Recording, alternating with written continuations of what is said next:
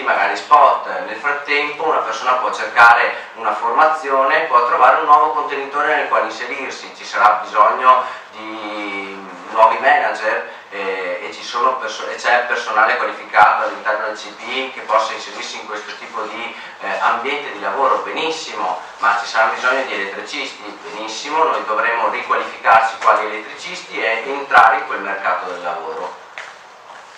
È compito della Repubblica, come recita lo stesso articolo 3 al comma 2,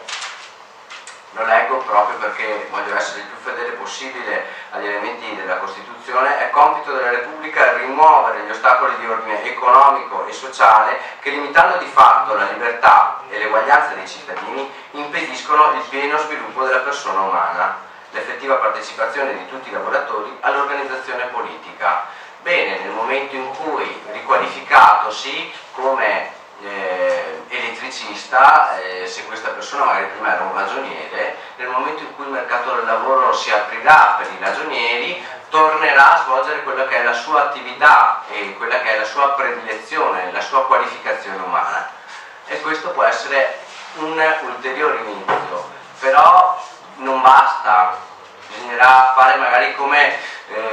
utilizzato nel sistema tedesco, aumentare lo stipendio di entrata, di ingresso al lavoro, aumentare lo stipendio per rendere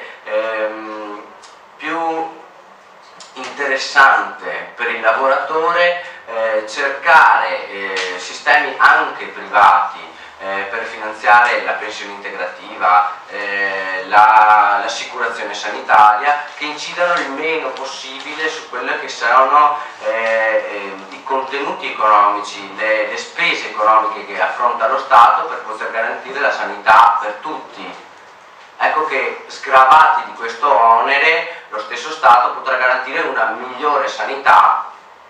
per i meno abbienti, per coloro che il lavoro non l'hanno ancora trovato o che si trovano in uno stato di disoccupazione perenne, o diversamente ancora per coloro che raggiunta l'età pensionabile si trovano con una pensione minima pari a 500 euro come oggi, quando sono fortunati, perché molto spesso è di 400.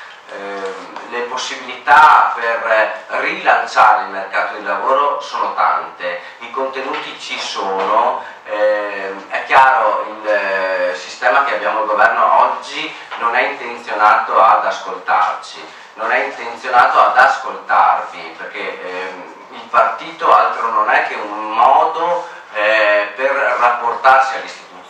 è la cinghia di trasmissione, come recita lo stesso articolo 49 della Costituzione, ma a quel punto, se noi ci affidiamo solo al partito, dobbiamo fare in modo che il partito ascolti e si faccia ascoltare nelle istituzioni. A quel punto avremo un metro di misura,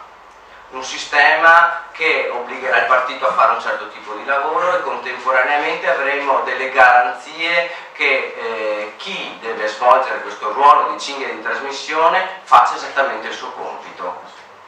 Non ho altro da dire, grazie.